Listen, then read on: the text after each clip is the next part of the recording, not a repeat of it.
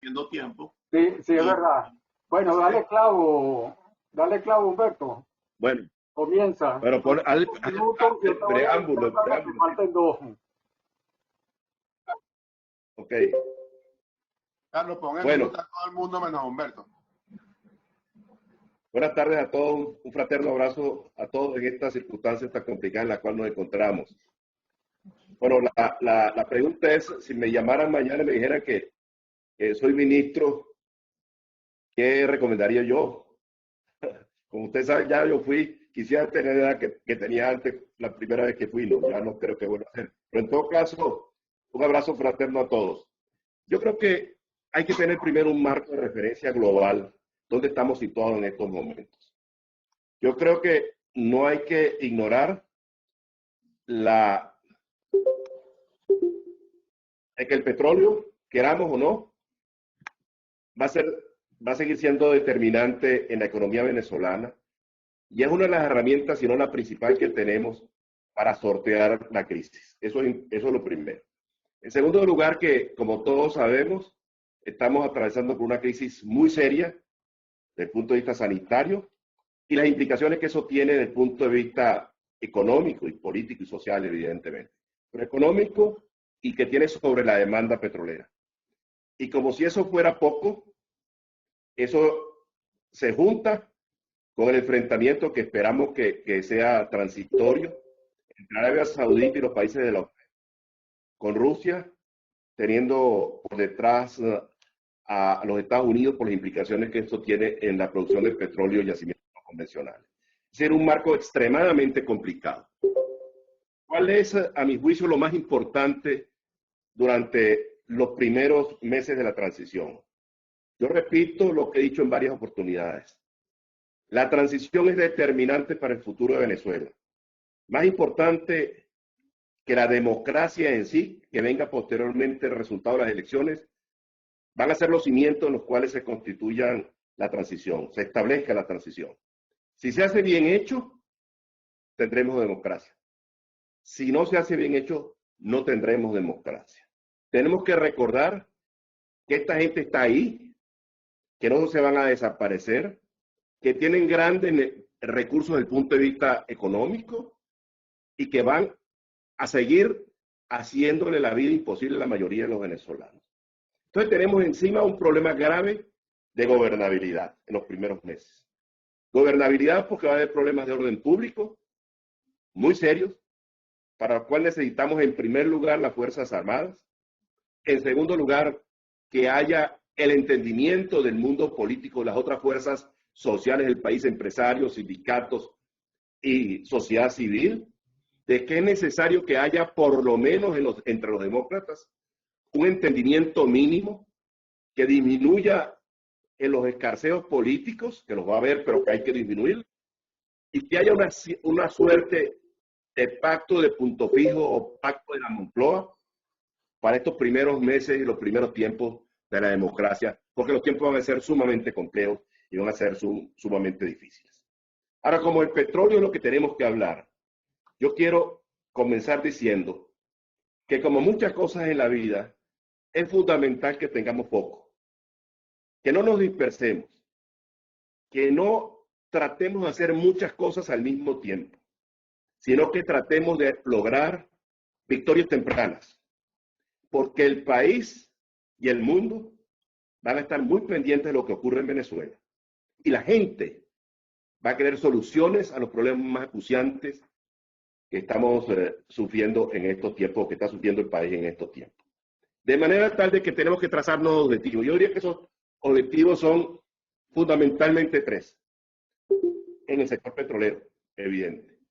Uno, levantar la producción de petróleo y de gas natural. Eso es fundamental. Dos, el abastecimiento del mercado interno, que como hemos visto en estos días, el mercado interno de combustibles está en una situación dramática. Desesperado, el país está paralizado por la carencia de combustible y también de gas natural, evidentemente, para que la gente tenga cómo cocinar y cómo cumplir con sus necesidades fundamentales. Y en tercer lugar, me refiero también al petróleo, habrá que adelantar desde el comienzo, y esto no es tarea de PDVSA, sino tarea de la política general, una iniciativa internacional para rescatar el buen nombre de Venezuela, para recomponer el tejido que habíamos construido durante más de 40 años en la OPEP, para tratar de volver a ser un país de peso y de significación en la organización y sobre todo para que la OPEP tome algunas decisiones de tipo político en política petrolera que coadyuven a aliviarnos la situación en Venezuela. Porque, como todos sabemos, los precios van a continuar siendo bajos. Ahora, ¿cuán bajos van a ser? No lo sabemos. Y como también estamos conscientes que cualquier descalabro, cualquier inconveniente, cualquier enfrentamiento geopolítico en cualquier región importante del mundo, y me refiero fundamentalmente al Medio Oriente, pues puede cambiar totalmente el panorama. Pero mi convencimiento es que, aún con todos los esfuerzos que se hagan en un corto plazo, los bajos precios del petróleo vinieron para quedarse algún tiempo. Y mucha suerte tendríamos si logramos precios de 40, 50 dólares por barril. Estoy hablando allí, a ver si pueden apagarla. Por favor, ¿hay alguien que está hablando? Sí, ok, gracias. Entonces, ¿qué tenemos que hacer nosotros? Focalizarnos. El foco, en primer lugar, el foco para levantar la producción. Tenemos muchas cuencas sedimentarias. Tenemos petróleos de todo tipo. Ahora, hay que estudiar ya y tiene que estar, y se está estudiando y deben estudiarlo en profundidad los técnicos, los que se dedican a estas cosas. ¿Cuáles son las áreas en las cuales tenemos que focalizarnos para levantar producción rápida? Ya veremos cómo lo vamos a hacer, pero ¿dónde nos vamos a focalizar? Ok, yo diría esencialmente en la cuenca oriental, en tierra, y algunas áreas de fácil acceso en la cuenca del lago de Maracaibo. Y para ello es fundamental contar con algo. Contar con lo poco que tenemos en PDVSA al comienzo, porque es lo único que tenemos, y las empresas que están funcionando allá, en Venezuela, extranjeras, si es que acaso cuando se produzca esto que estamos aspirando, todavía están allí, no lo sé, pero si están, ellas van a ser unas aliadas del momento, me refiero a las pocas que están allá, y yo diría que hay que tender puentes con las que están, no ahuyentarlas, sino más bien tender puentes para tratar de tenerlos de aliados en la recuperación de la producción. Y para eso hace falta las empresas, hace falta lo que hay en PDVSA, aunque sea reforzado con los que estén dispuestos a regresar, que es fundamental. Y hace falta un sector que es importantísimo, las empresas de servicio. Sin empresas de servicio no hay posibilidad de levantar la producción.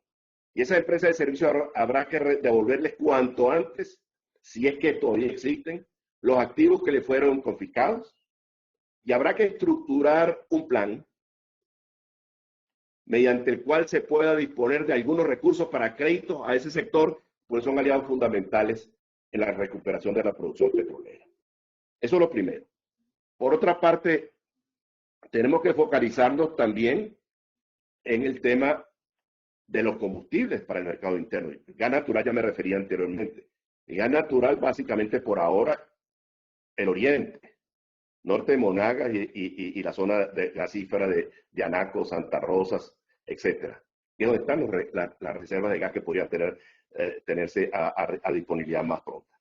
Luego tenemos que irnos también al tema de las refinerías.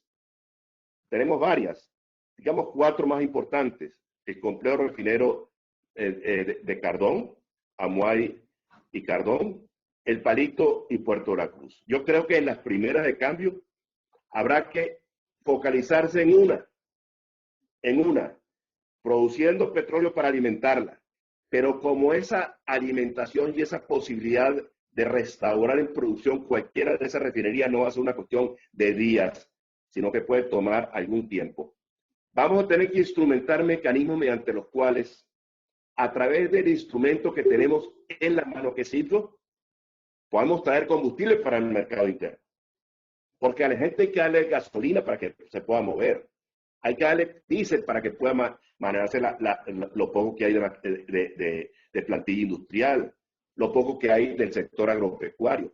Entonces, eso habrá que hacerlo y habrá que hacerlo rápidamente. ¿Con qué recursos se preguntarán ustedes? ¿Con qué recursos? Yo diría con los recursos humanos que hay, y los que estén dispuestos a venir rápidamente. Yo creo que hay que empezar a trabajar, creo que lo están haciendo, en un esquema de organización que permita deslastrar a Petróleo de Venezuela de todas sus responsabilidades que tiene en estos momentos. La mayoría son absolutamente secundarias y no responden a lo que debe ser su esencia y su naturaleza. Hay que buscar rápidamente los venezolanos que quieran regresar para que nos echen una mano en la recuperación de la producción de petróleo y de gas natural. Y luego, desde el punto de vista financiero, ¿dónde están los recursos? Venezuela no tiene plata. La poca plata que se va a conseguir al comienzo tiene que ser necesariamente para atender las necesidades sociales de la población. Alimentos, medicinas, empezar a arreglar las cosas esenciales de agua, de electricidad, etcétera. Pero son otras cosas y eso habrá que hacerlo. Pero en el sector petrolero se va a requerir un préstamo para Petróleos de Venezuela para que pueda operar los primeros meses. Porque la situación de caja de Petróleo de Venezuela tiene que ser muy comprometida. No debe tener recursos en estos momentos. De manera tal de cómo se levanta la producción sin recursos. Y por ello es que habrá que buscar algunas fórmulas de que haya financiamiento que permitan arrancar por lo menos con lo fundamental. Ahora, todo esto está muy bien, pero yo creo que en el interín y al comienzo hay que hacer desde ya unos cambios desde el punto de vista institucional. La maraña de leyes que se ha aprobado en estos años van a impedir que la gente venga. Y para que la gente venga, cuando me refiero a las empresas petroleras vengan, nacionales e internacionales, etcétera, tiene que haber un marco jurídico claro. ¿Qué propongo yo? Lo primero que hay que hacer es derogar todas esas leyes que son un estorbo y que son un inconveniente para poder funcionar. Eso es lo primero que hay que hacer. En segundo lugar, hay que poner en plena vigencia la ley de hidrocarburos del año 1943. Hay que poner en vigencia la ley que reserva al Estado la industria y el comercio de los hidrocarburos en lo que esté vigente y si es posible eliminar el artículo 5. Para que de allí se apruebe cuanto antes una ley que cree la Agencia Nacional de Hidrocarburos, la Agencia Venezolana de Hidrocarburos, como usted la quiera llamar. Absolutamente independiente. Y hay que tener ya listo un proyecto de ley hecho por los petroleros para que cuando existan las condiciones adecuadas, que hoy no están, no existen, se pueda aprobar cuanto antes una nueva ley de hidrocarburos. Porque yo digo que ahora no se puede.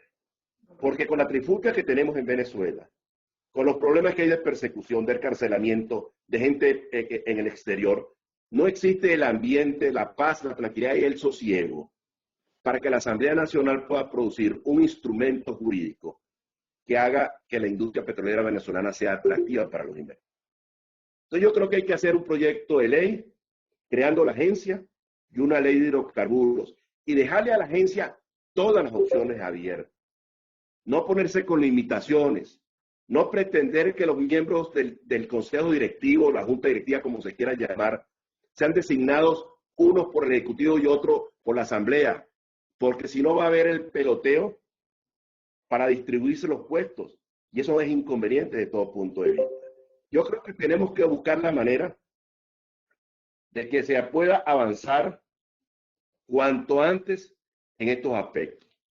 Y yo insisto muchísimo en que es fundamental la ley que crea la Agencia Nacional de Hidrocarburos.